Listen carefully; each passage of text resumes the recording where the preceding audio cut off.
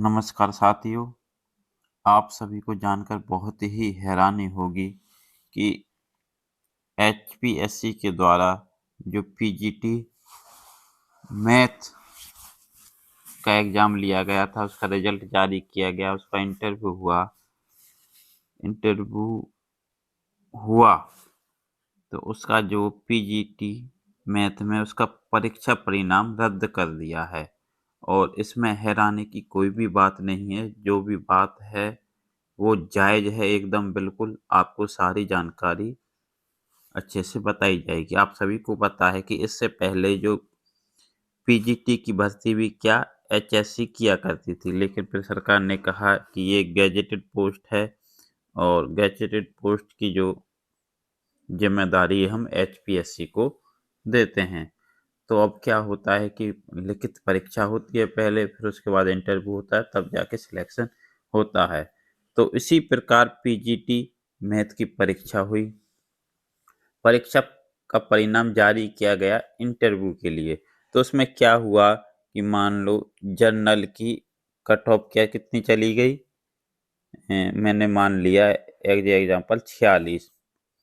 फिर बी की कितनी चली गई 48 और बाकी ऐसे चली गई। मीन्स बी की या किसी भी रिजर्व कैटेगरी की जो है मेरिट है वो जनरल से ज़्यादा चली गई, क्योंकि कैटेगरी वाइज उन्होंने 4 गुना बच्चों को बुलाया था। तो बीसीबी का जबकि जनरल का 46 में इंटरव्यू हो गया और बीसीबी का 48 में नहीं हुआ, तो उन्होंने माननीय हाई कोर्ट में याचिका दायर की। तो हाई कोर्ट ने इस परिणाम को अवैध बताते हुए रद्द कर दिया कि एक रिजर्व कैंडिडेट का जनरल के बच्चे से ज़्यादा मार्क्स हैं तो फिर भी उसका इंटरव्यू या उसे शॉर्ट लिस्ट क्यों नहीं किया गया। तो ये सब कहानी हुई है, आप देख सकते हैं। और कुछ जो साथी हैं वो भ्रम फैला रहे हैं कि भर्ती परीक्षा रद्द हो गई है। भर्ती परीक्षा को रद्द नहीं किया गया। आप ढंग से पहले पढ़े, कोई भी चीज़ आप उसे अच्छे से पढ़ा करिए। पीजीटी गणित के 315 पदों की भर्ती का परीक्षा परिणाम रद्द। भर्ती यहाँ यहाँ तक होता, 315 पदों की भर्ती रद्द, ये नहीं होता तब मानते कि भर्ती रद्द है। उन्होंने कहा है कि परीक्षा परिणाम रद्द है। मीन्स अब एचपीएससी को परीक्षा परिणाम जो उन्होंने इंटरव्यू के लिए शॉर्टलिस्ट किए थे वो दोबारा से जारी करने होंगे। भर्ती के दौरान श्रेणियों के अनुसार परिणाम को हाई कोर्ट ने माना नियमों के खिलाफ। ये आप देख सकते हैं याची ने क्या कहा है।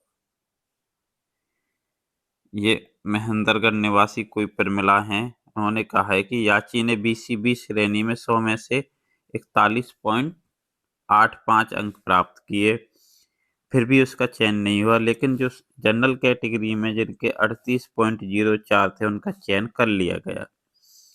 विज्ञापन के अनुसार स्क्रीनिंग टेस्ट के समय उम्मीदवार श्रेणीवार पदों के 4 गुना आवेदकों को अगले चरण के लिए शॉर्टलिस्ट किया जाना था।